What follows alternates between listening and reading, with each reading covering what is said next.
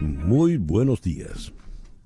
Hoy son las 9 en punto de la mañana de este lunes 16 de diciembre del año 2024. Y en este momento, a las 9 en punto de la mañana, usted está sintonizando En Conexión por Éxito 107.1 FM, la emisora del sur de Miami, territorio Éxitos.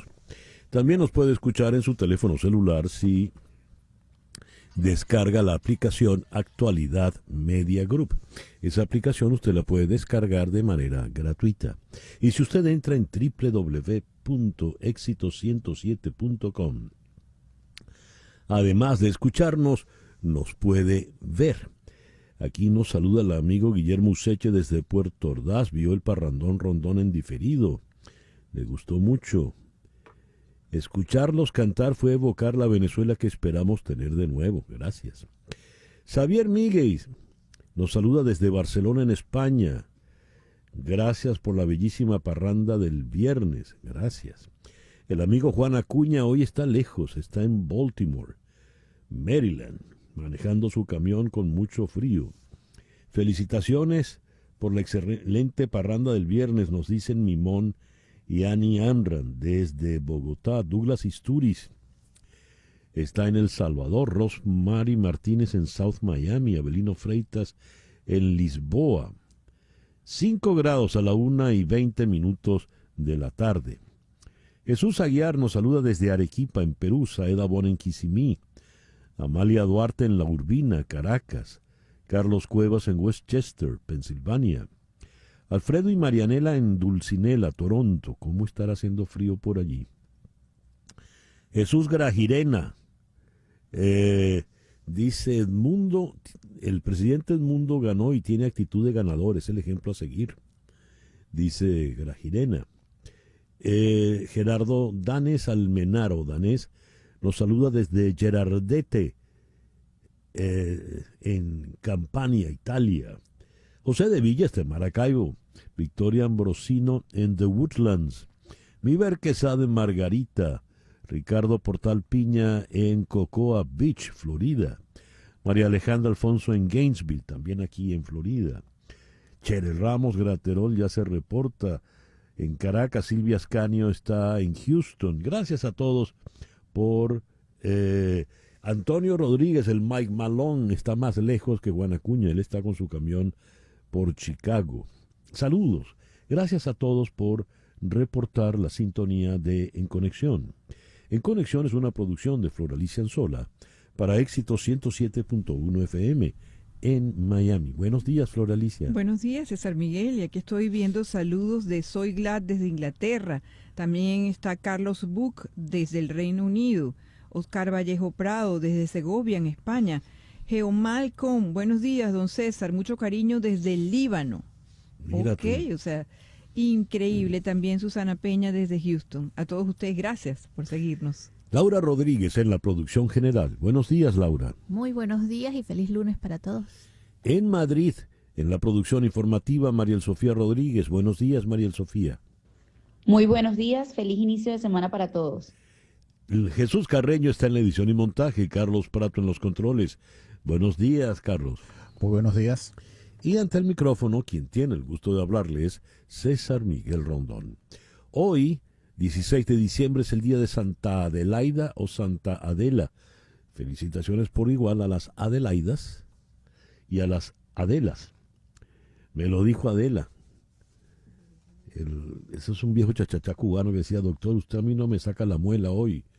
¿Por qué? Porque lo vieron anoche en un parrandón hasta las y tantas. ¿Y quién se lo dijo? Me lo dijo Adela. San Ageo, San Everardo y San Adón. Felicitaciones. En el calendario astrológico de Enrico Mariani, el día de hoy tenemos a la luna ya menguando, porque el plenilunio fue ayer, menguando en Cáncer. Sigue siendo una luna inmensa, radiante. La luna de Cáncer es la luna de los sentimientos, es la luna de lo sentimental. Advierten aquí que usted puede ser herido, ya sentimentalmente, ya que sus sentimientos están a flor de piel. Es una excelente luna para todo lo que tiene que ver con los niños. Es la luna de los placeres gastronómicos y ya que estamos en diciembre, con esta comedera de estos días, pues entonces usted podrá darse el banquete que se merece. Es una buena luna para mudarse de casa o apartamento y es excelente también para iniciar un régimen nutricional, pero iniciar un régimen en diciembre es como imposible. Luna creciente en Cáncer, Sol en Sagitario y ya no tenemos Mercurio retrógrado, Laura. Se fue, ya aquí celebra Laura. Hoy, 16 de diciembre en Venezuela es el Día del Dibujante. En México hoy se inicia la tradición de las posadas. En la India y en Bangladesh es el Día de la Victoria. En Kazajistán es el Día de la Independencia. En Panamá el Día de la Lealtad y en Sudáfrica el Día de la Reconciliación. El programa que hemos preparado para el día de hoy lo vamos a iniciar en Washington con Antonio de la Cruz, director ejecutivo de Inter-American Trends. Con él vamos a abordar la renuncia de Claudio Grossman, el vicefiscal de la Corte Penal Internacional, que renunció porque consideraba que había inacción o poca acción por parte del fiscal Karim Khan en el caso venezolano.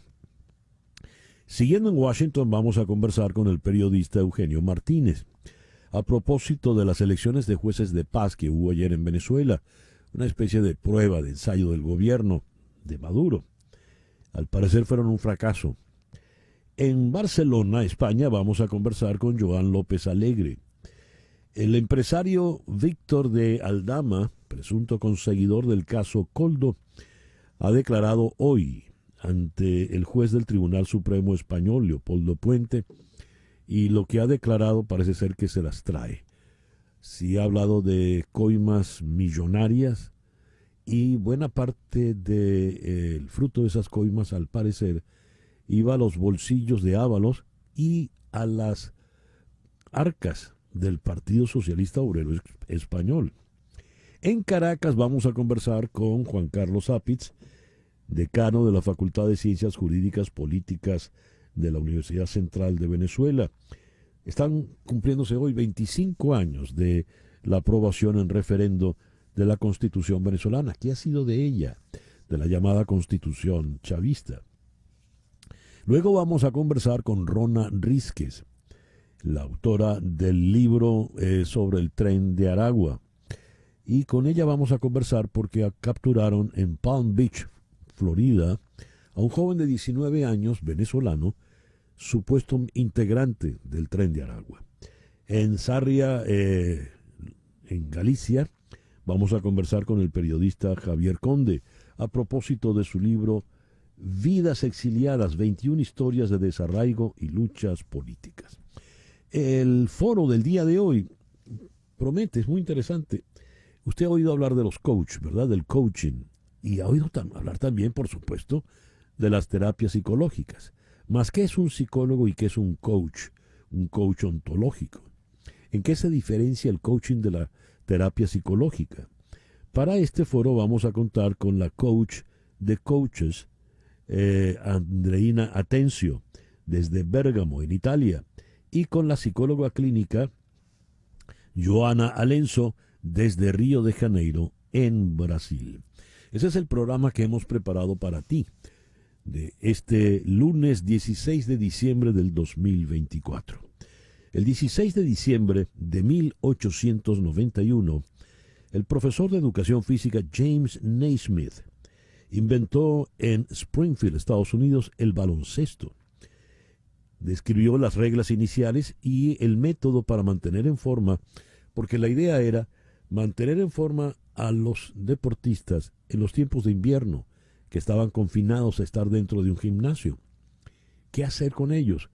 Pues entonces inventó el baloncesto.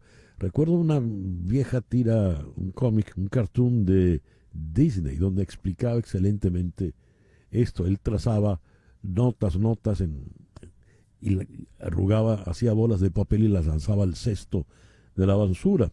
Y de tanto lanzar bolas al cesto de la basura se le ocurrió que quizá esa era la meta. Una cesta donde se valga la redundancia, se encestaran las pelotas. Otra efemérides deportiva: el 16 de diciembre de 1899 se fundó el equipo AC Milan. El 16 de diciembre de 1953, el piloto estadounidense Charles E. Yeager, a bordo del avión Bell X-1A, alcanzó 2 veces y media la velocidad del sonido. Fue el que rompió esa barrera. El 16 de diciembre de 1973, la Asociación Estadounidense de Psiquiatría anunció que la homosexualidad no es un trastorno mental. La homosexualidad no es un trastorno, no es una perturbación, no es una enfermedad. El 16 de diciembre de 1976 se celebró un referéndum en España tras la muerte de Franco para votar la reforma que llevaría el país a la democracia. El resultado: 94.17% de los votos fueron a favor. El 16 de diciembre de 1989 comienza el golpe de Estado en Rumanía. El 16 de diciembre de 1991, Kazajistán se separa de la Unión Soviética que continuaba desmoronándose. El 16 de diciembre de 1999, en Venezuela se da el segundo día de las intensas lluvias que dejaron centenares de muertos en lo que se llamó la tragedia de Vargas, denominada también el deslave de Vargas. Esto ocurrió entre el 15 y el 16 de diciembre del año 99. Este es considerado el peor desastre natural que ha ocurrido en Venezuela después del terremoto de 1812. Y de eso hacen ya 25 años al día de hoy. El 16 de diciembre de 1770 nació Ludwig van Beethoven.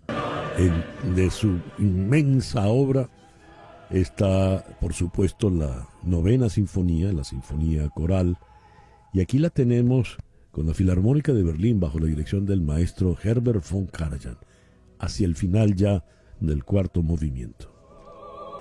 El 16 de diciembre de 1893, en el Carnegie Hall de la ciudad de Nueva York, se estrena la sinfonía número 9 también, pero en este caso del compositor checo Antonín Dvořák o Dvořák. Esta sinfonía número 9 se conoce como la Sinfonía del Nuevo Mundo. Y hoy estamos muy karajanos, no sé si se dirá así, pero este también es Herbert von Karajan, pero con la Filarmónica de Viena. Y el 16 de diciembre de 1921, a los 86 años, falleció el compositor francés Camille Saint-Saëns. Lo que estamos escuchando es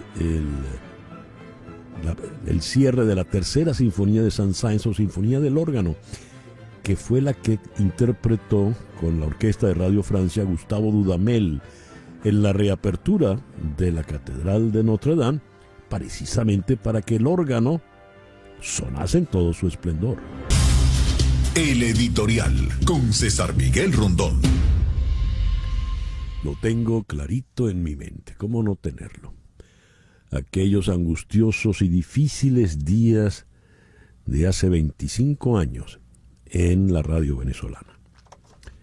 Estábamos haciendo un operativo en Unión Radio, en Caracas, para cubrir el referendo que había ideado, dispuesto Hugo Chávez, para que se aprobase o no la constitución llamada bolivariana que había recién terminado la Asamblea Constituyente que se nombró en ese año. Recordemos cuando Hugo Chávez, en un exceso de arrogancia y soberbia, juró ante Rafael Caldera sobre la Constitución, dijo: juro sobre esta moribunda Constitución. De inmediato convocó a una constituyente y al año siguiente, en 1999, en diciembre, pues decidió un referendo para que se aprobase o no esa constituyente. Pero estaba lloviendo, llovía mucho, llovía a caudales, y la lluvia pues causó estragos.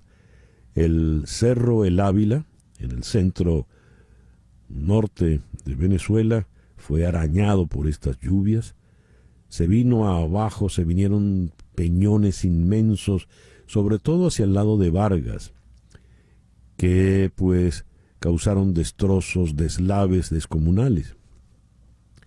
Estas lluvias causaron también destrozos en el estado Miranda.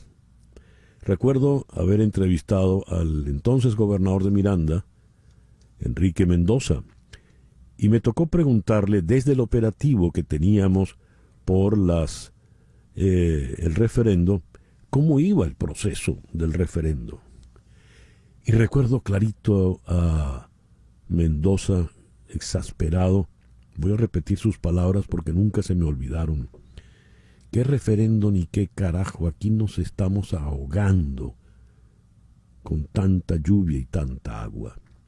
Estamos en emergencia.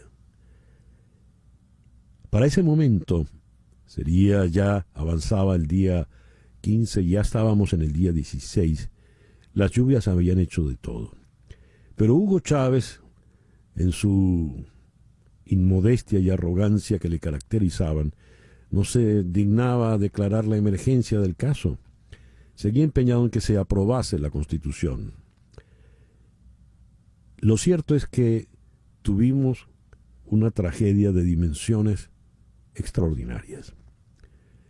El entonces ministro de la Defensa, el general Raúl Salazar, pidió ayuda al gobierno americano. El gobierno americano envió buques de salvamento con ingenieros para de inmediato ocuparse de lo que sería el rescate allí en Vargas, en medio del lodazal. Fidel Castro se entera, le regaña a Hugo Chávez: tú estás loco.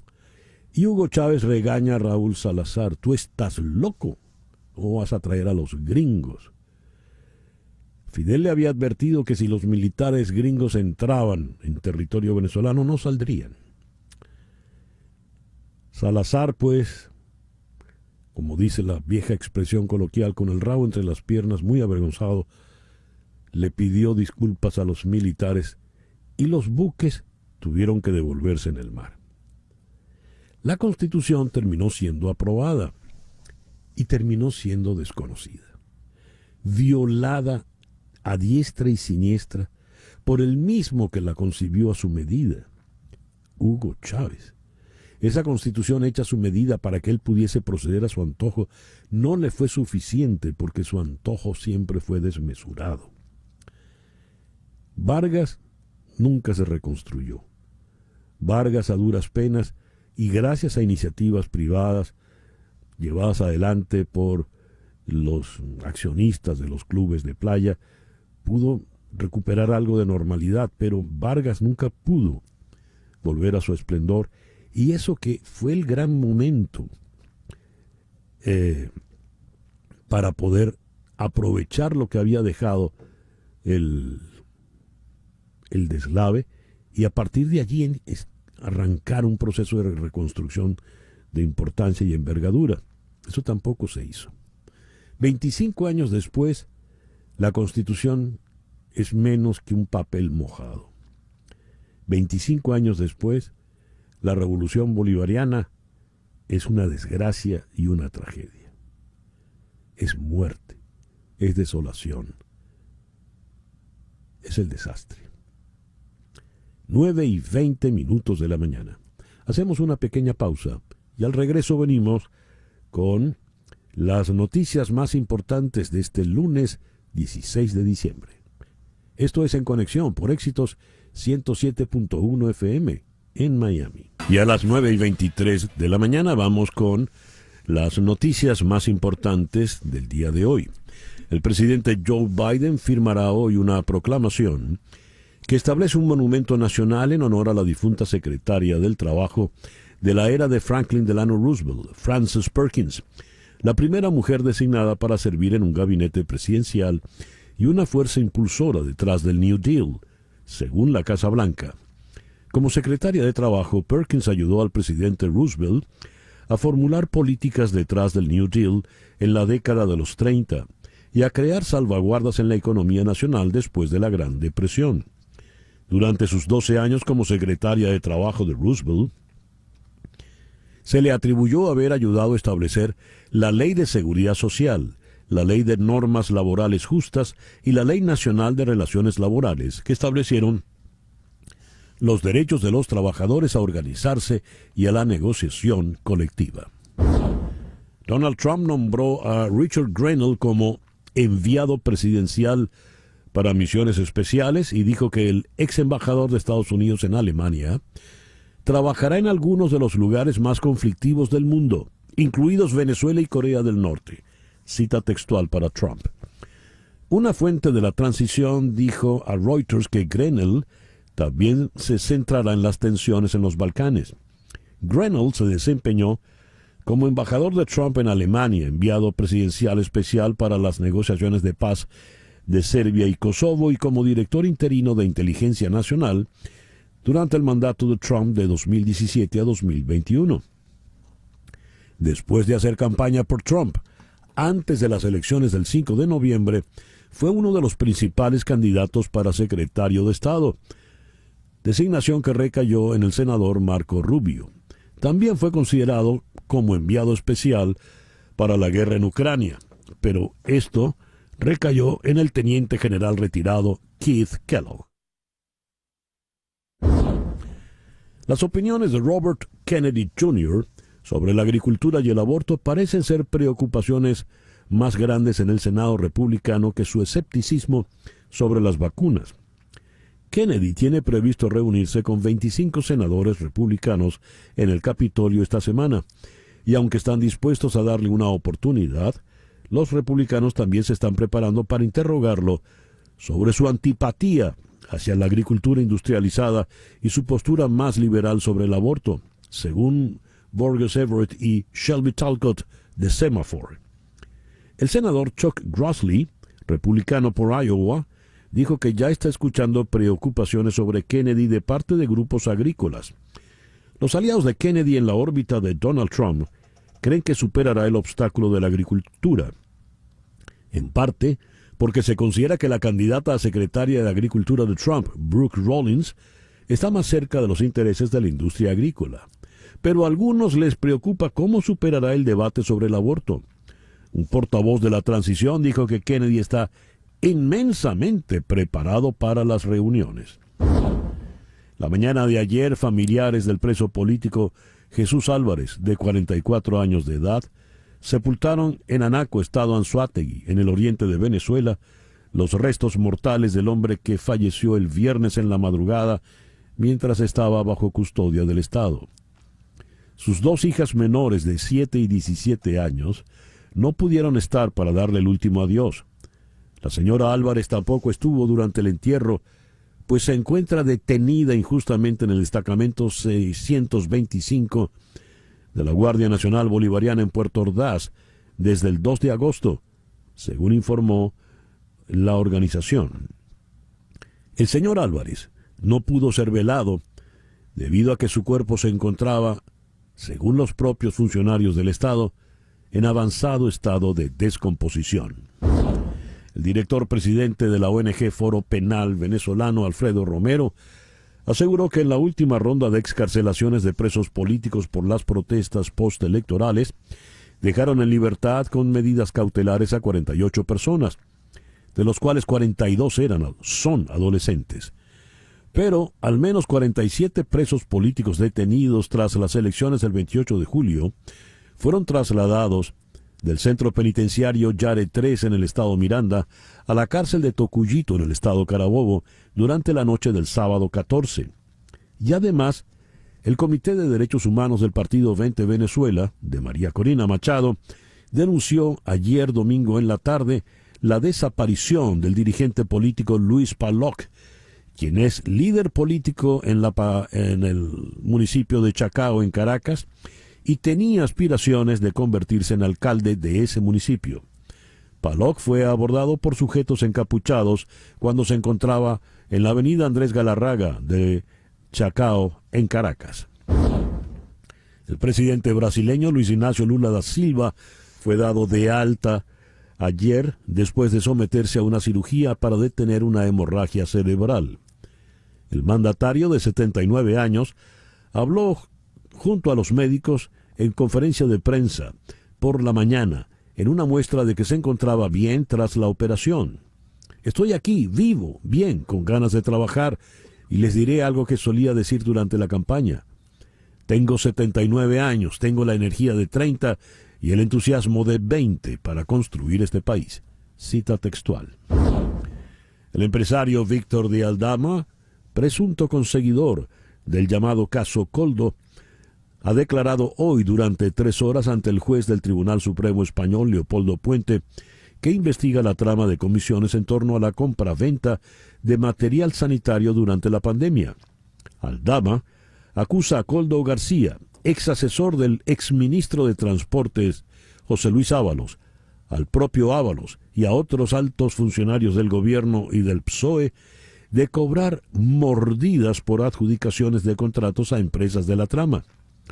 Aldama ha asegurado que se pagaron comisiones por adjudicaciones de obras públicas de hasta 4 millones de euros, que en buena parte acumularon el exministro y su asesor, pero que también llegaron al PSOE. El gobierno español afronta esta semana una batería de citas judiciales, el caso Koldo y el caso Begoña Gómez. El martes declarará el Koldo García y el miércoles la esposa del presidente de gobierno comparecerá por tercera vez ante el juez Juan Carlos Peinado, que la mantiene imputada desde abril. El jueves testificará una asesora de la Moncloa que hizo gestiones a favor de Begoña Gómez. La líder de la extrema derecha francesa, Marine Le Pen, dijo que la escucharon en una reunión con el nuevo primer ministro François Bayrou hoy, cuando él inició un esfuerzo para formar un gobierno que pueda sacar adelante un presupuesto en un parlamento dividido. Moody's Ratings rebajó la calificación crediticia de Francia, aumentando la presión sobre el gobierno para que controle un déficit creciente después de que la administración anterior de Michel Barnier cayera en una moción de censura apoyada por la señora Le Pen. Turquía dijo que el nuevo gobierno rebelde de Siria está de acuerdo con Ankara en la necesidad de desmantelar las fuerzas militares kurdas, un aliado crítico de Estados Unidos en el norte del país, mientras los estados se apresuran a dar forma al futuro de la región después de la caída del régimen de Bashar al-Assad. Los funcionarios estadounidenses también han mantenido conversaciones directas con el grupo que tomó el poder en Siria y han ofrecido la posibilidad de un alivio de las sanciones. Antonio, ¿puedes repetir la idea final? Él presentó su renuncia por un email. Sí. Él debe presentar los recaudos para demostrar su razonamiento por qué renuncia a la CPI. Uh-huh. Muy bien. Entonces, ¿qué ocurre? ¿Qué es lo que él dijo básicamente en ese email? Que renuncia en protesta contra la inacción injustificada del fiscal Karim Khan. Entonces, dice que no se han tomado las medidas para responsabilizar al régimen de Nicolás Maduro. Y eso lo califica Grossman como una pasividad, como inaceptable, especialmente cuando los abusos en Venezuela siguen ocurriendo después del 28J. Entonces, no es solamente una renuncia. Él está llamando la atención en ese sentido, levanta una bandera. ¿Por qué? Porque la CPI, el fiscal Khan, se ha enfocado en lo que maneja él de la complementariedad. Uh-huh. ¿Y qué significa eso? Que espera que el régimen de Maduro investigue por su cuenta los casos de lesa humanidad. Y sabemos todo que el régimen en ese sentido no ha venido investigando esos casos, sino más bien ha venido incrementando la represión interna dentro del país, porque sabe que a través de la represión es el único mecanismo que tiene para sostenerse, por meterle miedo a la población. Antonio, cuando se da la reunión de los estados miembros firmantes del Estatuto de Roma a principios de este mes, el fiscal da unas palabras muy fuertes hacia Nicolás Maduro y su gobierno. Y esas palabras fueron reivindicadas por todos. Incluso en ese momento, ese mismo día, yo entrevisté a María Corina Machado y María Corina le hizo una alusión a esto. La renuncia de Grossman es posterior a ese discurso del fiscal Khan. ¿Por qué? Se esperaba que en esa reunión que tú haces mención se dieran las órdenes, salieran las órdenes de captura ante toda la evidencia que se había mostrado por cada uno. Recordemos que ahí asistieron los países y como Argentina, recordemos, presentó los casos y llamó y presionó para que se generaran las órdenes de captura. No ocurrió. Entonces, Grossman, al ver que a pesar de haber habido la reunión de los Estados miembros, no se produce el caso de las órdenes de captura. Hasta se conversó, no sé si lo lograste escuchar, sí, de la solución que estaban buscando era órdenes de captura para los mandos medios, era lo como estaban buscando una solución intermedia ante la presión que existía. Ni siquiera eso sucedió. Entonces, claro, Grossman está jugando su prestigio internacional. Claro. Y él toma la decisión de decir, no sigo acompañando a una CPI que a pesar de todas las evidencias que existen, sigue dándole larga a la situación. Ahora, Antonio, después de esta renuncia, ¿qué ha ocurrido? ¿Qué ha dicho el señor Khan? ¿Está obligado a actuar? Se espera que tenga suficiente conciencia y que la presión exista para que pueda generar las órdenes de captura. Es más, ayer conversando con uno de los abogados me dijo que todavía la Corte no ha aceptado, o bueno, no ha decidido la palabra, sobre la recusación contra Khan, cosa que iba a suceder supuestamente el lunes pasado. Entonces vemos cómo el mecanismo dentro de la Corte ha estado sumamente lento, porque aunque no tiene consecuencia el recurso en términos de continuar los casos en el tribunal, pero tenía una señal si iba a ser aceptada o no, que pareciese que no iba a ser aceptada y por lo tanto el fiscal podía continuar y con esta presión poder seguir buscando justicia para los crímenes de lesa humanidad en Venezuela. En esa misma conversación de ayer me dijo el abogado, tenemos que seguir presionando, Antonio. Aquí la presión es lo único que nos puede llevar a que consigamos que salgan estas órdenes. ¿Y podrán salir estas órdenes? Evidentemente no este año, pero podrán salir, por ejemplo, en el mes de enero. Una muy buena pregunta, porque hice esa misma pregunta y me dijo, no creo que salgan para el 10, pero después del 10 seguro van a salir las órdenes de captura. Bueno, esa es una buena noticia. Antonio, muchas gracias por atendernos en esta mañana. Un gran placer, César. Un gran abrazo. Antonio de la Cruz es analista político, es el director ejecutivo de Inter-American Trends, allá en la ciudad de Washington. El reloj indica 9:42, hacemos una pequeña pausa y ya regresamos en conexión por Éxito 107.1 FM en Miami. Ayer hubo una curiosa elección de jueces de paz en Venezuela. ¿Cómo fue esa elección? ¿Qué ocurrió de esa elección? Vamos a consultar con un experto en el tema electoral venezolano, como lo es el periodista Eugenio Martínez. Eugenio, muy buenos días. Muchísimas gracias por atendernos. Buen día, César. Un gusto escucharte. Eugenio, ¿qué información manejas de la elección de ayer? Bueno, un proceso bastante atípico, por decirlo de alguna manera.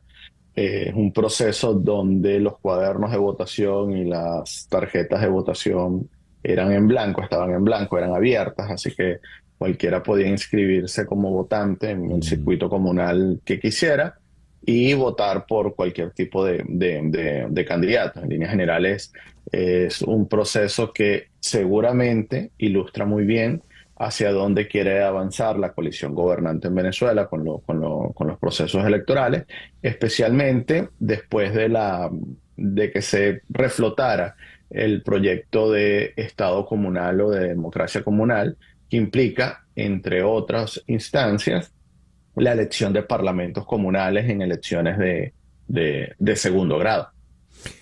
Esto se hace sin reparar en lo más mínimo en el caso de las elecciones del 28 de julio y todas las observaciones que hay con las actas y demás. ¿Es así?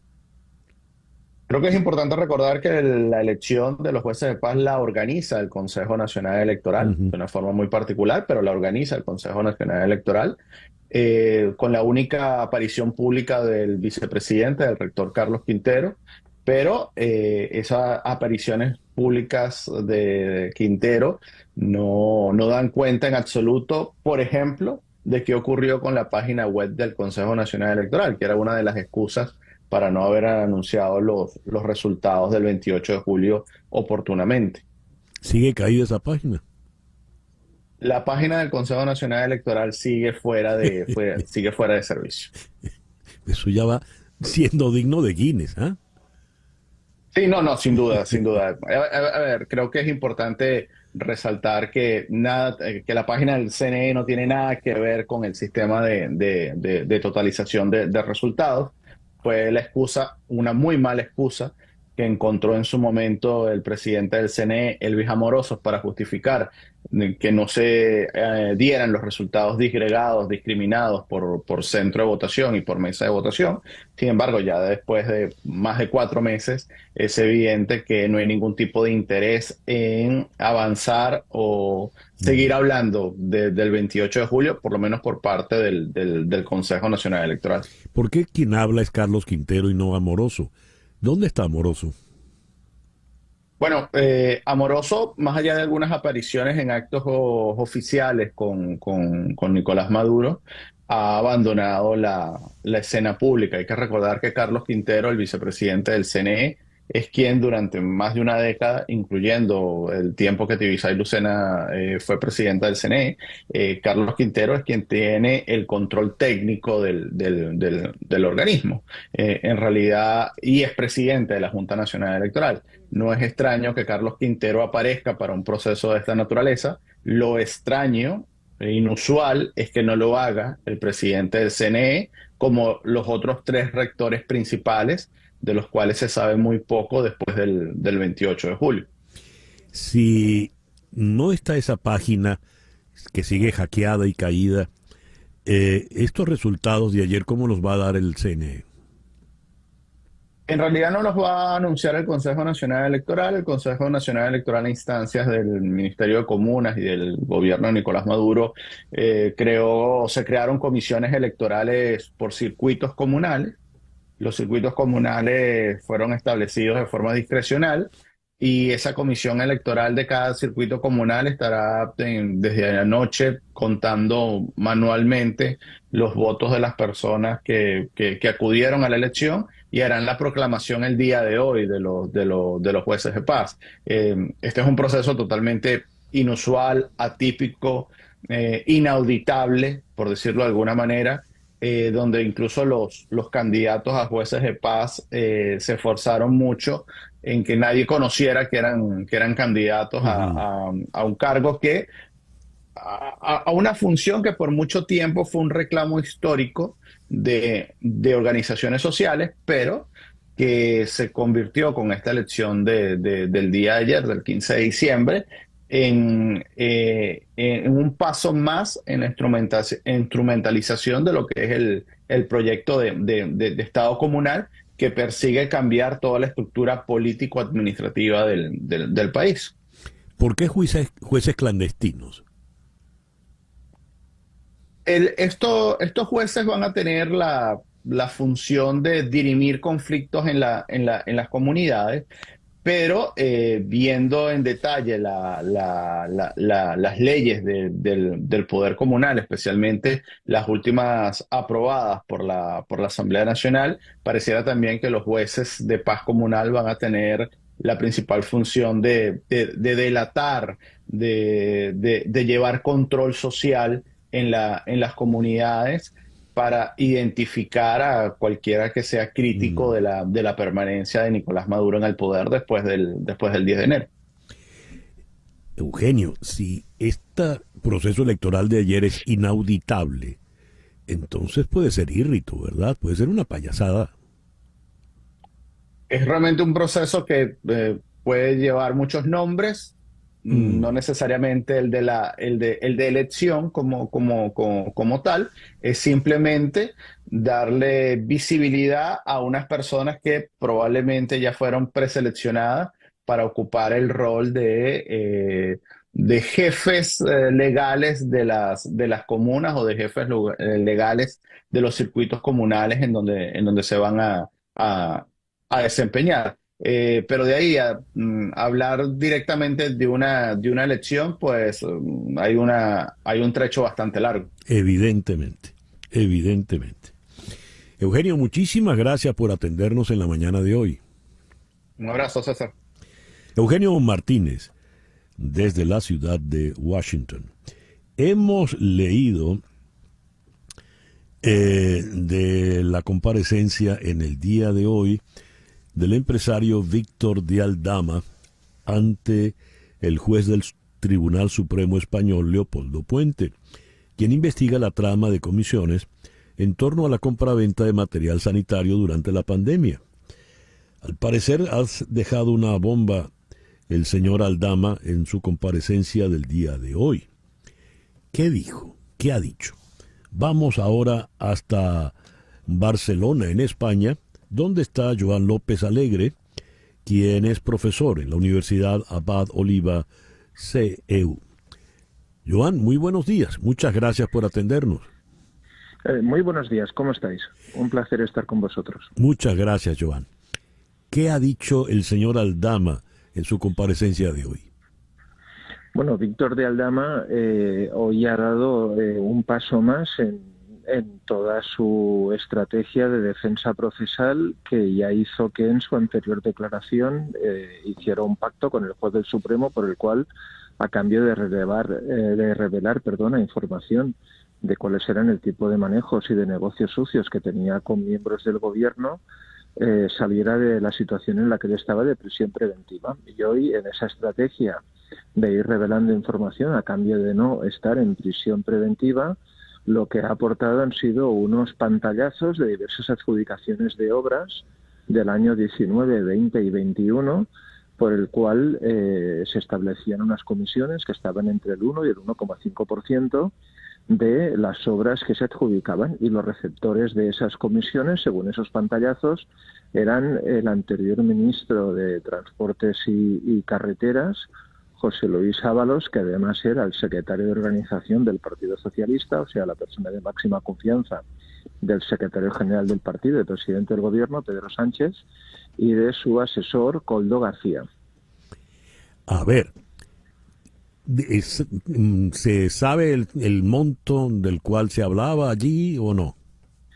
No, porque en realidad estamos hablando de muchos negocios turbios, no solo de las comisiones de las obras que ya hemos sabido, como tú bien apuntabas en la entrada de la noticia, también de las comisiones por la venta de material quirúrgico y sanitario durante la pandemia, y también por un caso que a ti especialmente te afecta más incluso en lo personal, que fue la visita ilegal de Delcy Rodríguez al aeropuerto de Barajas, que al parecer fue también orquestada a través de la participación de Víctor de Aldama, con lo cual da toda la sensación de que en el fondo este Víctor de Aldama, que es una persona que ahora además han salido fotografías de su presencia en las noches electorales victoriosas de Pedro Sánchez en la sede del Partido Socialista, que él era una especie como de, llámale link económico empresarial turbio de los dirigentes socialistas con el mundo de los negocios, y que ha operado pues en varios campos, también en el tema del rescate de Air Europa, que es una compañía aérea que, como sabes, tiene mucha relación con América Latina, y que un poco pues que él también participó en el rescate y el gobierno español puso dinero a cambio también de comisiones que luego se repartían con los políticos. También hoy ha dicho Víctor de Aldama que el jefe de gabinete de la ministra de Hacienda y vicepresidenta primera del gobierno, María Jesús Montero, le había pedido que le pusiera un piso en Madrid.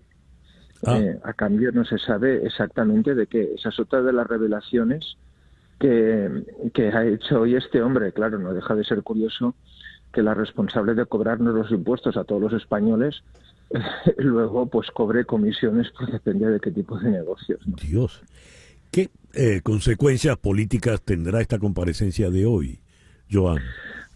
Bueno, el gobierno ayer lo que hizo fue ponerse la venda antes de la herida y precisamente fue María Jesús Montero la que salió haciendo unas declaraciones diciendo que la justicia española y los jueces españoles no habían completado la transición democrática. O sea, ayer el gobierno salió diciendo que los jueces españoles eran franquistas y ya llevamos un tiempo en el que desde el gobierno se acusa a la justicia de lawfare, que tú sabes perfectamente que hablas un inglés mucho mejor que el mío, como no, lo que significa y la audiencia también. Por lo tanto, el gobierno está intentando establecer una especie de cordón de seguridad acusando a la justicia de estar conchavada con la oposición, de que todo lo que está haciendo la justicia es una persecución política, pero el hecho es que esta semana, previa a la Navidad, el gobierno tiene una situación judicialmente terrorífica, porque ya ha aparecido Víctor de Aldama ante el juez en el Supremo.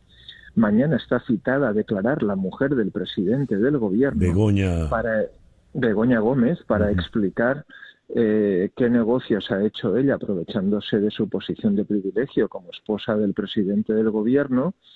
El viernes está citada a declarar una asesora de presidencia del gobierno del Palacio de la Moncloa, que al parecer utilizaba a Begoña Gómez como comercial para conseguir alumnos y patrocinadores para los másters que ahora la Universidad Complutense ha anulado para intentar huir del escándalo reputacional que esto significa para una universidad del prestigio de la Complutense de Madrid. Con lo cual, la verdad es que de 5 días que tiene la semana, 3, bien altos cargos, bien gente relacionada con el gobierno, bien familiares directos del presidente del gobierno, van a tener que desfilar delante de la justicia.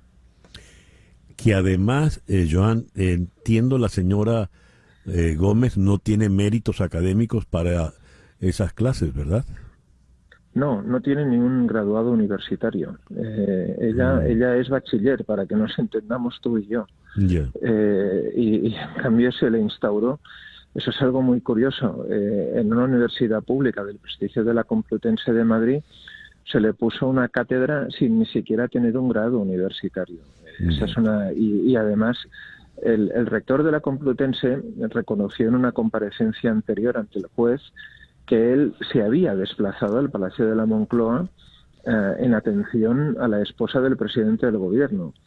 Pues no sé, ya me dirás tú, si llamas al rector de la Universidad de Miami y le dices que venga a tu casa y que te ponga una cátedra, a ver lo que te dice ese hombre, ¿no? Dios, increíble. Joan, muchas gracias por atendernos en esta mañana. A ti, un abrazo muy fuerte y si no volvemos a hablar, feliz Navidad para ti y para todo el mundo. Muchas gracias, Joan. Igual para ti y todos los tuyos. Joan López Alegre fue asesor en el Parlamento Europeo hasta el 2014 y es profesor en la Universidad Abad Oliba CEU, allí en la ciudad de Barcelona, en España. Son las 10:01 de la mañana.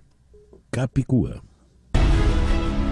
Las noticias de este momento en Conexión Radio. ¿Qué noticias tienes en este momento, Flor Alicia? Bueno, César Miguel, el depuesto presidente sirio Bashar al-Assad reapareció este lunes, 9 días después de abandonar Damasco para exiliarse en Rusia, y negó haber traicionado al ejército y al pueblo de Siria al dejar el poder el pasado 8 de diciembre. Presidente, dijo, no puede ser una persona que renuncia al pueblo al que pertenece o que lo traiciona a él y a su ejército, afirmó al-Assad en una declaración publicada por su oficina de prensa en Telegram. Además, añadió, durante los últimos acontecimientos no me planteé ni una sola vez la posibilidad de renunciar o solicitar asilo en otro país, ni recibí ninguna propuesta al respecto. También añadió que cuando el Estado cae en manos de los terroristas, cualquier cargo pierde sentido. sentido. Al llegar a la base rusa de Yemimín me enteré de que nuestras tropas habían abandonado todas sus posiciones. Destacó que la situación en las proximidades de la base aérea se deterioró rápidamente, ya que esa instalación fue objeto de un ataque masivo con drones. Por ello, Moscú exigió a la comandancia de la base que lo evacuaran inmediatamente con destino a Rusia. Ahí es donde queda confirmada la participación de Rusia en todo este proceso, al final del proceso también. Sí, importante eso. Gracias, Flor Alicia. Son las 10:02, una pequeña pausa y al regreso nuestro foro del día de hoy. ¿Cuál es la diferencia entre una terapia psicológica y un coaching? Esto es En Conexión. ¿Qué es un coach? ¿Qué es el coaching? ¿En qué se diferencia un coaching de una terapia psicológica? ¿Qué es un psicólogo frente a un coach? Y viceversa. Ese es nuestro foro en la mañana de hoy. Y tenemos a una coach de coaches, líderes y equipos, Andreina Atencio, quien nos va a acompañar desde Bérgamo, allá al norte de Italia. Andreina, muy buenos días, muy buenas tardes allá, gracias por atendernos. Gracias a ti por traer este tema que yo siento que es muy importante. Y en el lado de la psicología, en una zona en este momento más cálida en el planeta, allá al sur, en Río de Janeiro, está la psicóloga clínica Joana Alenzo. Joana, muy buenos días, muchísimas gracias por atendernos. Buenos días, César Miguel, gracias por la invitación. A ver, ¿qué es un coach, Andreina? Para mí un coach, y fíjate que hay alguna dificultad porque es que es un anglicismo, pero un coach yo lo definiría como un acompañante que permite desbloquear situaciones que vive una persona y que atiende desafíos de aprendizaje. Es decir, atendemos personas que son funcionales. Y aun cuando muchas veces llegan a nosotros los coaches, personas que pueden tener una depresión, que pueden tener ciertas situaciones, yo siento que el coach tiene que respetar unos límites éticos que son muy importantes, y estoy segura que Joana va a validar esto.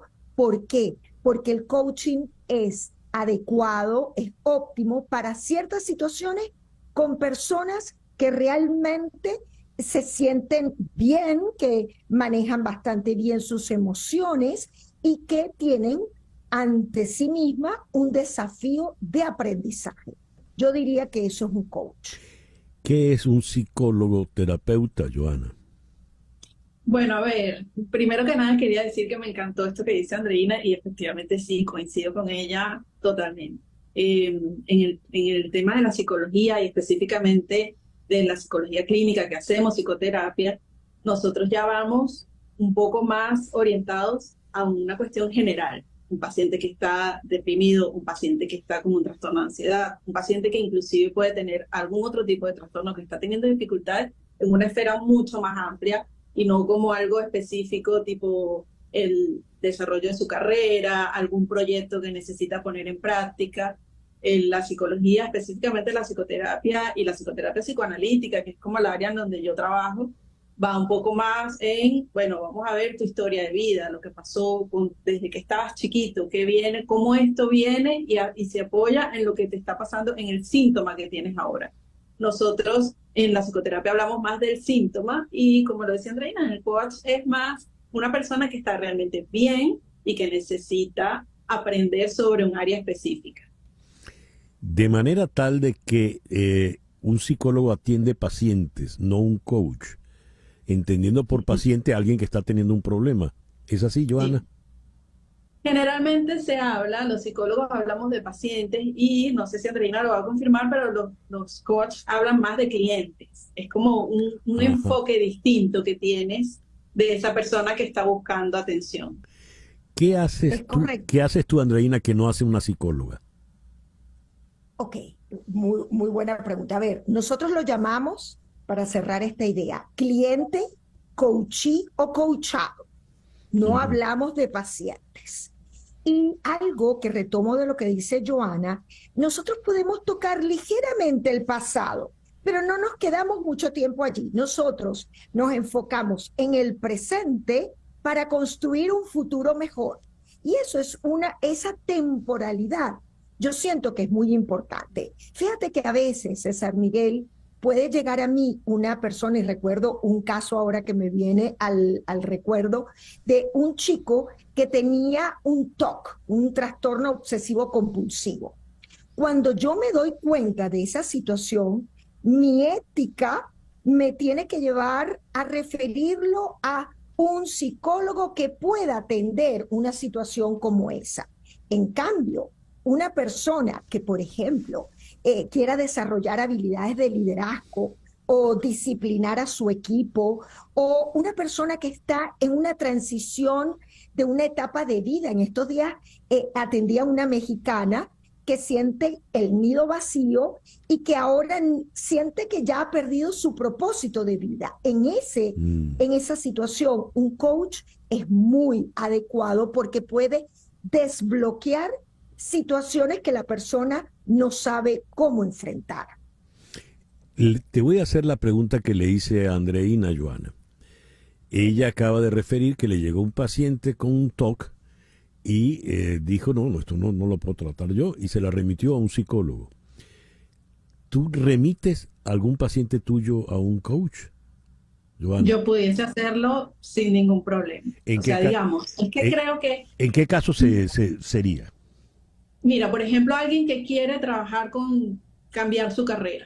Yo no sé trabajar con proyectos de, oye, has sido toda tu vida arquitecto y ahora quieres dedicarte a ser speaker. Esas cosas, eso yo no lo sé hacer.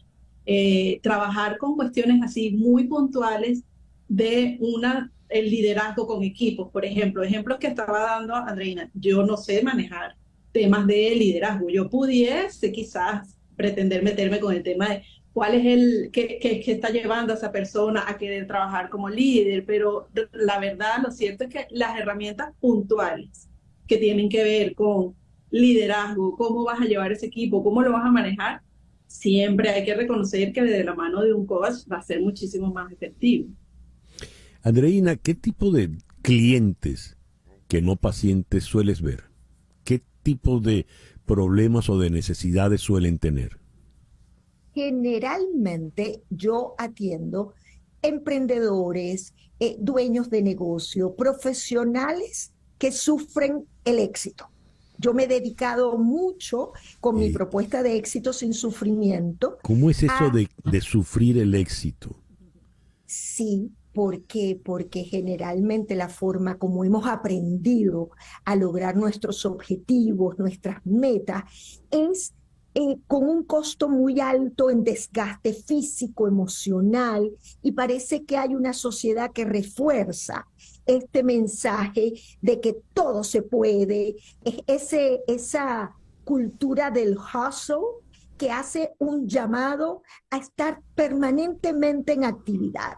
Entonces, ese es el caso de el perfil que yo más atiendo. Y una cosa que quiero ver si Joana está de acuerdo conmigo es en lo siguiente. Yo siento que coaching y terapia no son excluyentes, que pueden complementarse. De hecho, hay personas que yo atiendo y que me dicen, yo voy a mi psicólogo y perfectamente, inclusive muchas veces yo me pongo en contacto con su psicólogo y podemos hacer un trabajo bien coordinado, bien efectivo, en donde la persona logra sus objetivos en bienestar. Yo creo que eso es bien importante tanto para un psicólogo como para un coach. ¿Estás de acuerdo con eso, Joana? Totalmente. De hecho, yo también en la práctica tengo pacientes que tienen terapia conmigo y que a su vez tienen sesiones de coaching con su propio coach para tratar cosas que no tratan en la terapia. O sea, son cosas que se complementan. El coaching con la psicoterapia no necesita estar peleado ni necesita hacer algo o estás aquí o estás allá. Se trata de cuestiones diferentes. Hace poco recibí un paciente que está haciendo coaching, pero su coach se dio cuenta de que necesitaba atender cosas un poco más profundas relacionadas con otras áreas de su vida y perfectamente trabajamos en conjunto. Y eso no ha sido la excepción, en muchas ocasiones ha sido así. Se puede compartir, pues.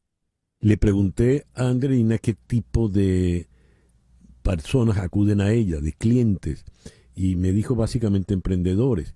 ¿Qué tipo de personas acuden a ti? ¿Qué tipo de pacientes, ya que tú sí los llamas así, Joana? Bueno, es que es bastante variado. La verdad es que yo atiendo a adultos, en su mayoría venezolanos que viven fuera de Venezuela. Eso es como el grueso de mis pacientes, pero sí no los tengo como, digamos, puedo tener pacientes emprendedores, como puedo tener pacientes que trabajan en una empresa de toda la vida, o sea, como que es un poco más variado en ese sentido, pero lo que yo más recibo son adultos, y adultos obviamente latinos, especialmente venezolanos, porque hago la psicoterapia en español. Bien, pero ¿por qué acuden a ti? ¿Por qué necesitan del psicólogo terapeuta? Mira, muchísimas veces es problemas de pareja, muchísimas veces es que sienten síntomas depresivos, o sea, que tienen síntomas depresivos o síntomas ansiosos. Muchísimas veces se dan cuenta de que están como dándose con la misma piedrita una y otra vez en diferentes esferas de la vida, y como que llegan a la terapia pensando, oye, mira, yo siempre hago esto o yo siempre hago lo otro. O sea, es más, vienen más desde el síntoma y desde justamente no sentirse bien con ese síntoma que los trae. Y en tu caso, Andreina, ¿por qué acuden a ti? Porque quieren alcanzar objetivos y quieren cambiar cosas de sí mismos, pero que tienen que ver más con habilidades. Por ejemplo, no me comunico bien y pudiera inclusive encontrarse que la persona no se comunica bien a nivel de su equipo, pero tampoco lo hace a nivel de pareja. Entonces allí entra el coach y yo siento que además el coaching, César Miguel, es como muy pragmático, tiene otro ritmo, es como que va muy al grano y generalmente la persona en relativamente pocas sesiones pudiera colocarse en otro lugar. De hecho, en mi podcast, el episodio 19 se titula ¿Coach o psicólogo? Y quizás he debido colocar cuándo coach y cuándo psicólogo. Tu Gran Despegue podcast lo pongo a la disposición de quienes nos escuchan y pueden encontrar allí respuestas en relación a este tema. Joana, para ser psicóloga, fue a la universidad y recibió un título, una licenciatura que valga la redundancia, la licencia para ejercer esta profesión. Y después un posgrado residencial metida en un hospital de cabeza por 3 años, además. Bueno, exacto. En el caso, ¿qué te hizo a ti coach, Andreina? Yo estudié por 2 años una formación muy extensa, y esa es una pregunta, César Miguel, clave. Quienes van a buscar un coach tienen que verificar cuál es la formación de ese coach. Además que yo sigo permanentemente en formación, más hay algún detalle muy importante, que nosotros para ejercer nuestra práctica no tenemos que estar colegiados. Y eso hace que la elección del coach sea una responsabilidad mayor, porque una persona cuando va a contratar un coach tiene necesariamente que ver sus credenciales.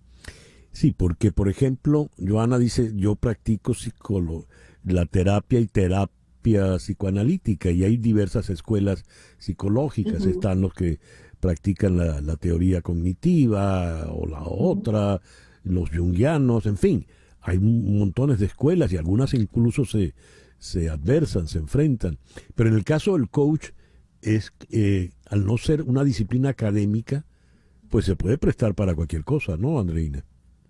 A ver, sí es una disciplina académica y hay varias líneas de coaching. Yo soy coach ontológico, yo no soy life coach, y eso también hace una diferencia porque el coach ontológico profundiza un poco más. De hecho, yo me he formado en varias corrientes psicológicas y en algún momento puedo usar alguna de estas distinciones. Más es bien importante es inclusive un tema ético, porque yo sí creo que existen coaches con muy baja formación y que se lanzan a las redes, al mercado, a ofrecer una cantidad de soluciones, así como yo lo llamo vendedores de humo. Eso yo lo tengo que aceptar y por eso la responsabilidad recae en el cliente. Bien, les quiero agradecer de verdad que nos hayan atendido en la mañana de hoy. Espero que nuestros oyentes tengan clara la diferencia y sepan a quién acudir en cada caso. Así que muchísimas gracias, Andreina, y muchísimas gracias, Joana. Muchas gracias a ti, César Miguel. Un placer. Joana, queriéndote conocer. Igualmente. Andreina Atencio es coach ontológico, nos habló desde Bérgamo, en Italia, y Joana Lenzo es psicóloga clínica, nos habló desde Río de Janeiro. 10:22 de la mañana, una pequeña pausa y ya regresamos en conexión por Éxito 107.1 FM en Miami. El editorial de hoy lo dedicamos a la Constitución bolivariana, que fue aprobada hace 25 años, según un referéndum que se llevó en circunstancias aparatosas, incómodas, porque se llevó adelante en medio de la tragedia del deslave de Vargas. ¿Qué ha sido de esa Constitución que fue apurada por voluntad de Hugo Chávez, en ese momento casi el dueño del país, para sustituir a la que él calificó de moribunda, la longeva Constitución que fue aprobada en 1961? ¿Esta bolivariana también está moribunda? La pregunta se la formulo al doctor Juan Carlos Apitz, decano de la Facultad de Ciencias Jurídicas y Políticas de la Universidad Central de Venezuela. Juan Carlos, muy buenos días. Muchísimas gracias por atendernos. Muy buenos días, César Miguel. Gracias por la oportunidad que me brindas. Yo creo que esta no se le puede llamar como la del 61 la moribunda, porque es que la Constitución de la República Bolivariana de Venezuela nunca nació. ¿Y por qué lo digo? Bueno, porque a pesar de que fue aprobada, por cierto, por una escasa afluencia de aprobantes, de electores, de venezolanos que la aprobaran en referéndum, aunque luego fue ratificada su vigencia por un referéndum en el cual el presidente Chávez trató de cambiar esa Constitución. Parece mentira, pero esta Constitución lo que falta es cumplirla. Ella nació y aún no se ha cumplido el proyecto constitucional que ella incluye. Y voy a poner un ejemplo claro, fíjate. En un título de esa Constitución, en el título 3, se habla de los derechos humanos y sus garantías. Bueno, hoy, luego de 25 años, la sociedad venezolana no tiene ningún derecho. Y no tiene ningún derecho porque quien está llamado a hacer efectivo esos derechos, como es el Poder Judicial, este Poder Judicial en Venezuela no existe, no hay justicia en Venezuela. Los derechos que la Constitución establece no se han hecho efectivos porque una y otra vez, a través de las sentencias del Tribunal Supremo de Justicia y del resto de sus tribunales, no se ha dado vigencia a esos derechos humanos que esta Carta Magna establece. Han sido 25 años de traición, han sido 25 años en que se ha utilizado la Constitución de la República como excusa. Ese es un librito que se muestra al público, pero no se cumple. Han sido 25 años de incumplimiento constitucional. Venezuela está regida hoy por hoy en la práctica por qué tipo de documento legal, si esa Constitución no se ha aplicado, y la del 61 pues la terminó de matar Chávez en aquel acto de juramentación. Sí, si aquella era la moribunda, esta es la no nacida. ¿Qué se aplica en Venezuela? En Venezuela no hay Estado de Derecho, en Venezuela hay Estado de hecho.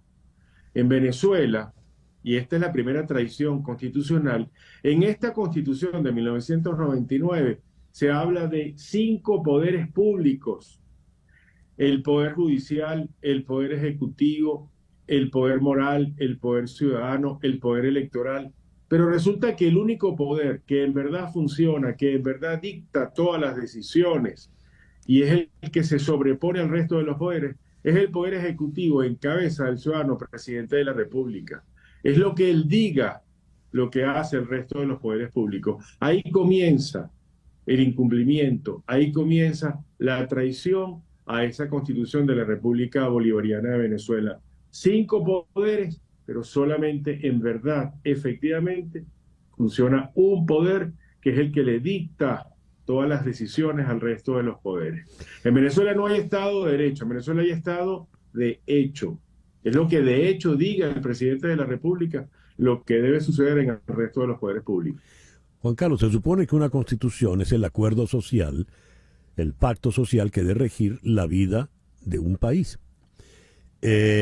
Cuando se concibe o se lleva adelante el proyecto de la Constitución bolivariana, hay hincapié, por ejemplo, en el tema de los derechos humanos. ¿Por qué en la práctica estamos ante un gobierno bolivariano que ha violado como nunca ningún otro antes los derechos humanos? ¿Cómo puede explicarse un tipo de contradicción tan abrumadora como esta?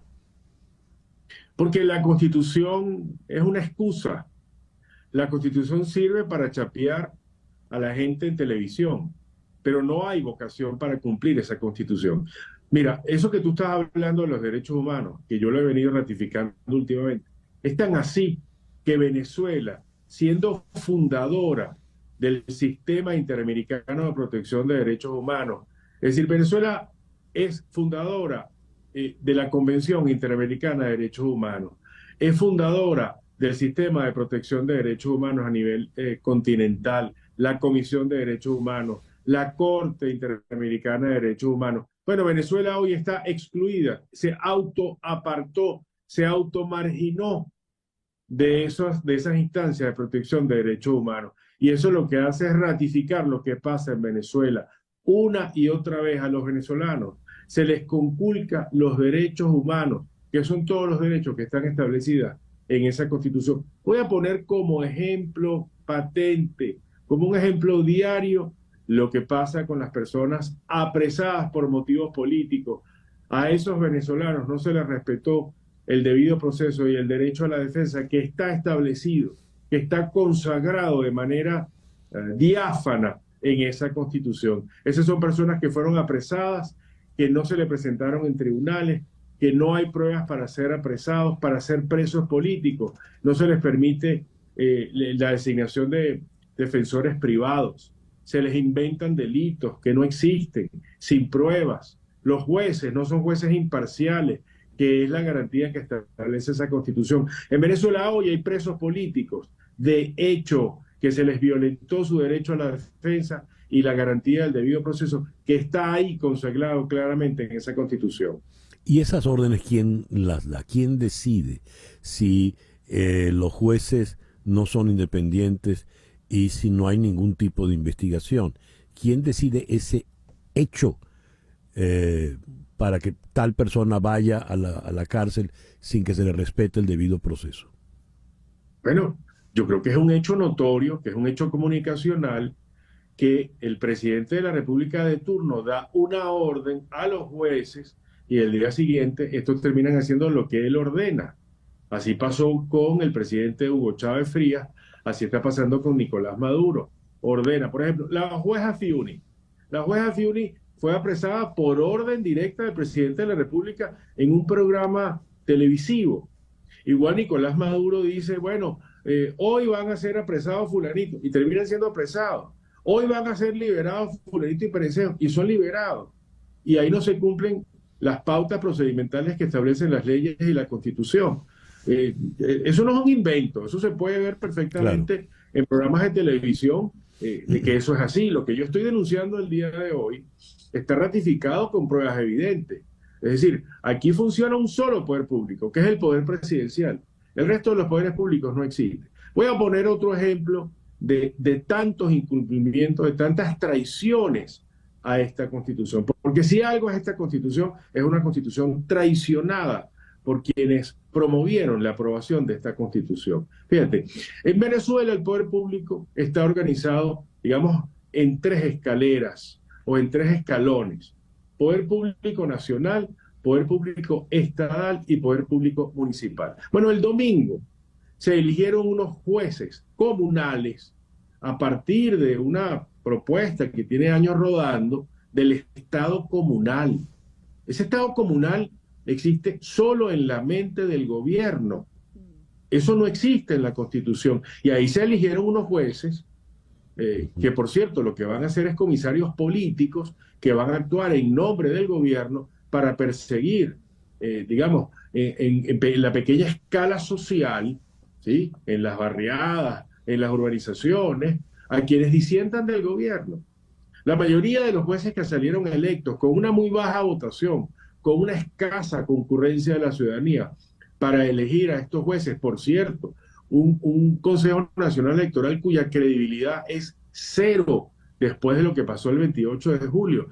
Fue este Consejo Nacional Electoral el que terminó arbitrando la elección de esos jueces comunales.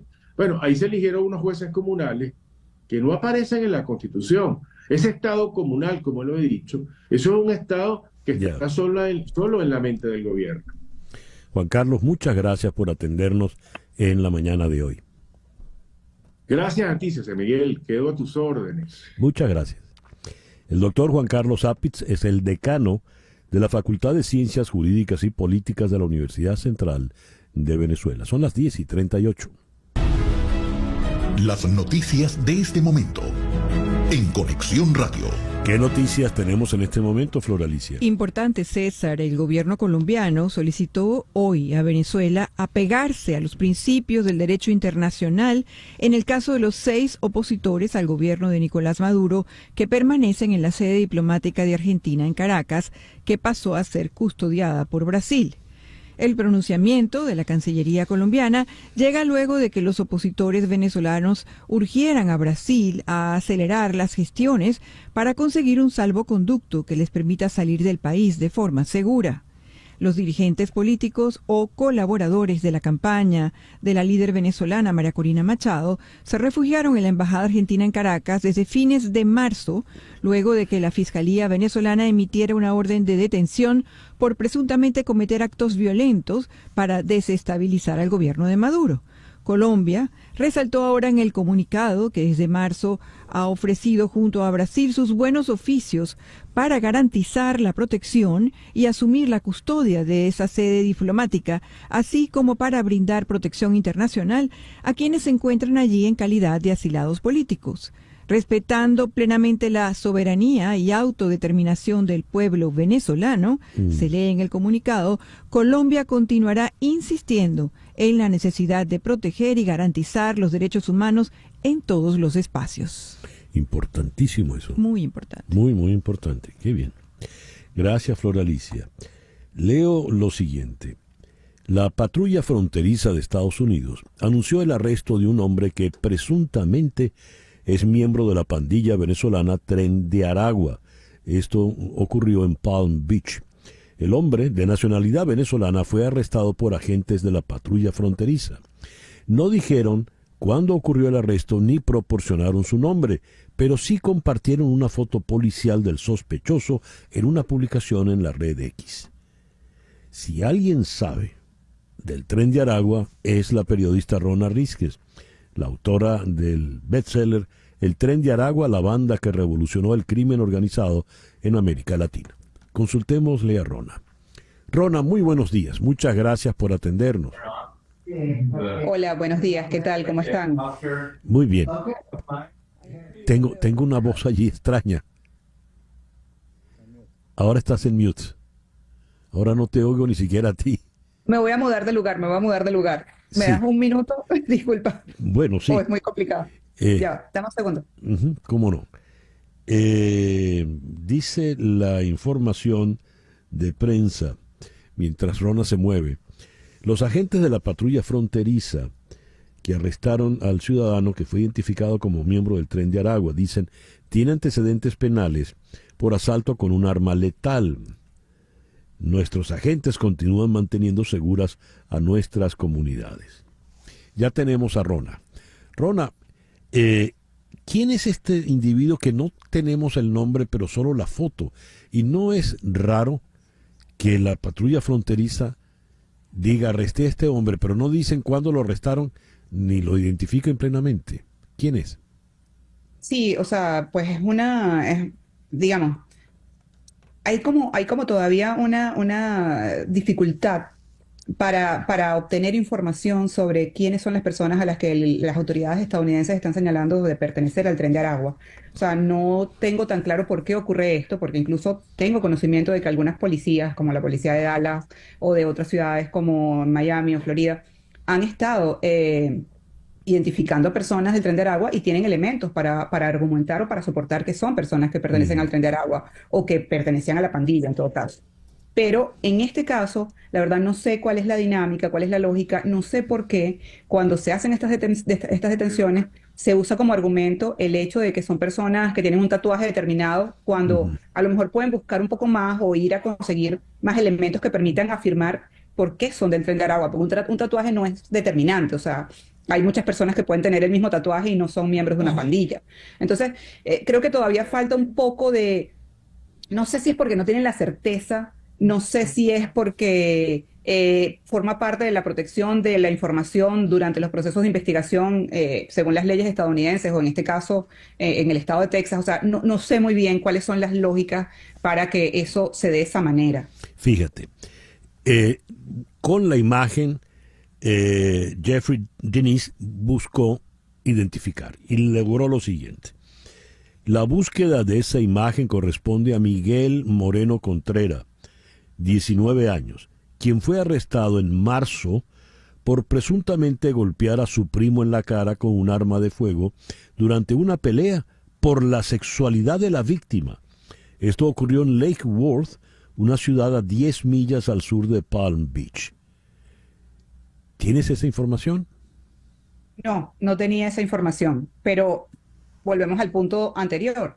Es llamativo porque muchas de las personas que se han señalado de ser el Tren de Aragua, pues no están, o sea, no hay como un delito o no están conectadas a una estructura. Es decir, no ha habido todavía una persona que diga, mira, agarramos a este tipo que está conectado a esta estructura, que recibe órdenes desde Venezuela o desde X sitio y opera con tales delitos.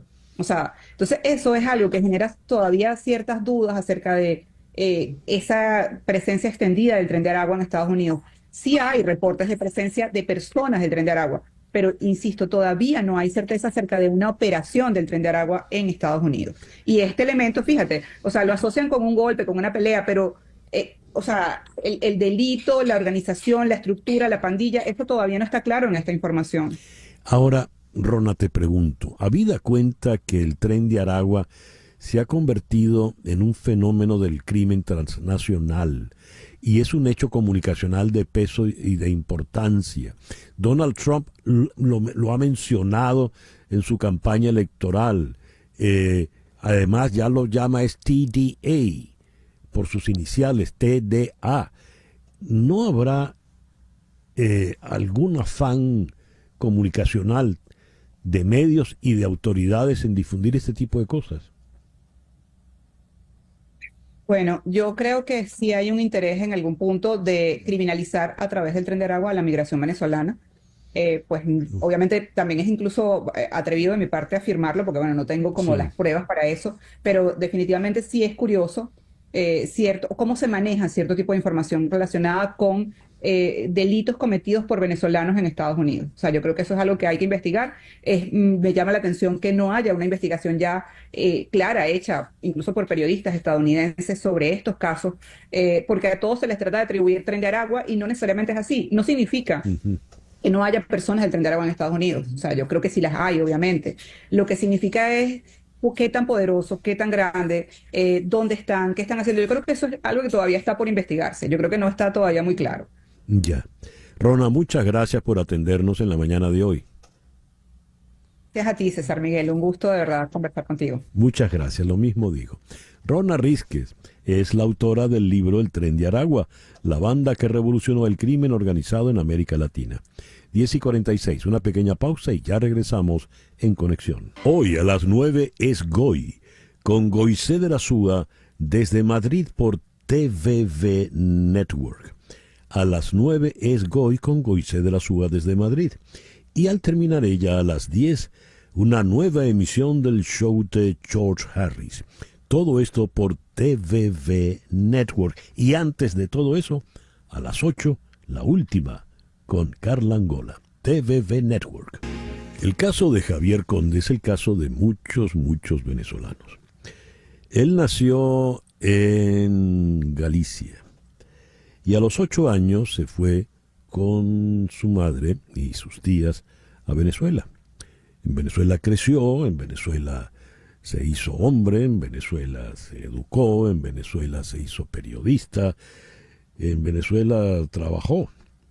De hecho, fuimos condiscípulos en la Escuela de Comunicación Social de la Universidad Católica Andrés Bello en aquellos años 70, y yo solo ahora es que me entero que Javier había nacido en Galicia, que él en realidad es gallego, y le ha tocado emigrar, sobre todo como nos ha tocado a tantos periodistas por las razones que no es el momento de explicar, pero que huelgan, que son entendidas.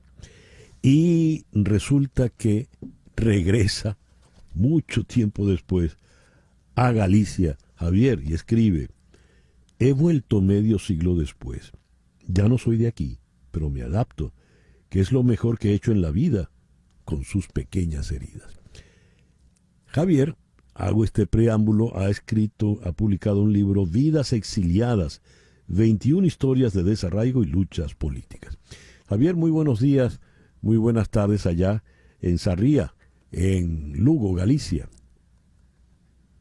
Buenos días, César, encantado de escucharte y de verte después de tanto tiempo.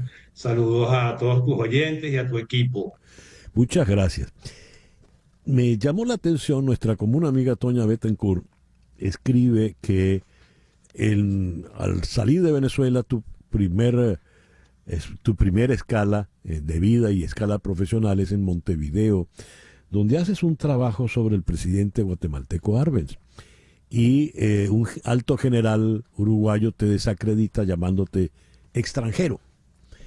¿Qué fue para ti ser extranjero de repente al salir de Venezuela, donde, como dije en la introducción, yo no sabía que tú no habías nacido allí? Lo escondía bien, ¿no? Lo de gallego. No, lo escondías perfectamente. No te notaba tanto. No, nada. ¿Qué fue eso? ¿Qué es ser extranjero, Javier? En verdad, fue una cosa inesperada. Yo publiqué ese trabajo en enero de 2020 en el diario El Observador de Montevideo, y cuando llegué a la redacción me encontré con que se había publicado una columna contra el periódico y contra mí. Pero en verdad lo asumí con serenidad. No me sentía extranjero, en verdad no me he sentido extranjero en estos 11 años que tengo fuera de Venezuela. El exilio es duro, es difícil, pero no me he sentido extranjero. Más bien me sentí congraciado con mi trabajo, de que tenía una repercusión importante en lo que había hecho, ¿no? Y ese era un personaje de un poco de la derecha más recalcitrante en Uruguay, que es un país bastante democrático por lo demás. Mencionas los textos, que es una mezcla, es un viaje por variables del periodismo. Aquí hay reseñas, hay crónicas, hay entrevistas, pero todas tienen que ver con el exilio. Por ejemplo, te detienes con Manuel Pérez Vila, que fue nuestro profesor allá en la escuela, fue un eminente historiador catalán, y tocas otros casos. Por ejemplo, entrevistas a Arturo Sosa, el actual padre general de la Compañía de Jesús, cuando era rector en la Universidad del Táchira, y ahora es una suerte de exiliado. No exiliado, porque caramba, es el Papa Negro, pero vive afuera. ¿Cuál ha sido el hilo conductor de todas estas historias que reuniste en el libro Vidas Exiliadas? Bueno, el exilio precisamente, ¿no? De estos personajes y sus historias, incluso aquellos trabajos que no son propiamente sobre el exilio. Las personas con las que hablo viven fuera de Venezuela. En el trabajo que ya tú conocías de los muchachos que cambiaron la UCAP, Sí. Los huelguistas de aquella época, del año 72, uno está en Chicago, el otro está en Indianápolis, el otro está en Florida, otro murió en París y solo había uno en Caracas. Entonces, el exilio es una constante en el libro. También el periodismo como oficio y como compromiso de mi parte, o como lo hemos concebido, de compromiso con la libertad y con la democracia, ¿no? Y también el fútbol que está ahí. Claro, está Papaito Candal. Cuentas la anécdota de cómo llegó a ser. Ese sí fue un gallego muy venezolano que nunca pudo disimularlo, ¿no? No pudo. De hecho, lo mandaron a hacer clase de dicción para corregir su gallego. Pero tenía un humor muy gallego, muy socarrón. Es curioso porque en Venezuela, no sé si en el resto de América, los chistes de gallegos son como los chistes de polacos en Estados Unidos. Se asume que los gallegos todos son torpes, son brutos. Pero en España es al revés. Los gallegos son los más lúcidos, son los más vivos, los más sagaces. Yo no sé si después de 40 años de dictadura de un gallego, ¿no? Pero en todo caso siempre dicen, uno no sabe si cuando ve al gallego si viene o va. Sí, esa es parte de la idiosincrasia del gallego, ¿no? A mí me echaba mucha broma cuando era pequeño con eso, hasta que encontré un chiste mejor, que digo, bueno, que yo no me ponía bravo porque no los entendía. Muy buen chiste gallego. A ver, hay aquí, sin embargo, historias que no tienen propiamente que ver con el exilio. Hay un texto muy hermoso sobre tu relación con Teodoro Petkov. Fuiste jefe de redacción de Tal Cual. La referencia que das de ese trabajo pues fue muy, muy importante. Esos otros textos que no fueron propiamente escritos durante el exilio, ¿cómo entran en el libro? No, ese fue escrito durante el exilio, lo que pasa, publicado después. Yo he publicado varios trabajos en relación a Tal Cual y la relación con Teodoro, ¿no? Sí. Teodoro además es un inmigrante también, ¿no? Su familia, aunque él nació en Venezuela, es un inmigrante, ¿no? Quería reflejar lo que significó Tal Cual y el día a día de Teodoro Petkov como un periodista más, ¿no? Alegre por las pequeñas cosas de un diario, que se fijaba en los numeritos del béisbol, que participaba como los demás. Teodoro era una persona muy, muy sencilla allí en el periódico, aunque a mucha gente se le impusiera su voz o su carácter, ¿no? Sí. Pero allí era como uno más, era sinceramente como uno más. Uno podía entrar en su oficina sin ningún preámbulo, sin ninguna solicitud, ¿no? Y bueno, lo quería reflejar así. Yo creo que fue una etapa, ahí lo digo, creo que fue una etapa muy feliz de la vida de Teodoro Petkov. Yo creo que la más feliz.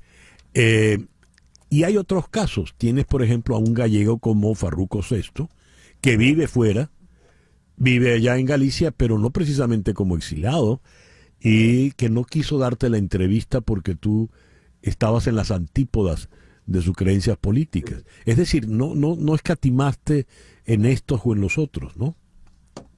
No. A mí me interesaba mucho hablar con un personaje, ahí lo digo un poco, un personaje como Farruco, que estaba defendiendo algo que a todas luces es indefendible, y con una pasión y con unos argumentos que, bueno, yo quería escucharlo, ¿no?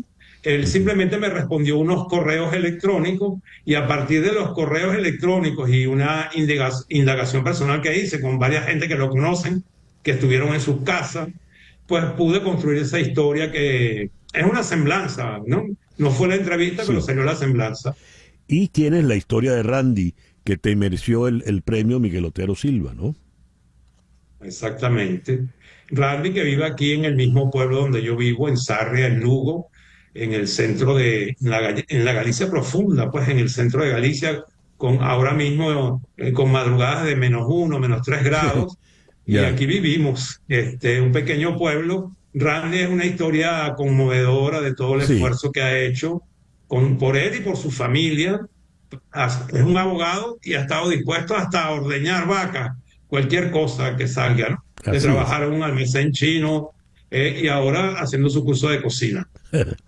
¿Dónde se puede encontrar tu libro? Vidas exiliadas, 21 historias de Amazon. Está en Amazon.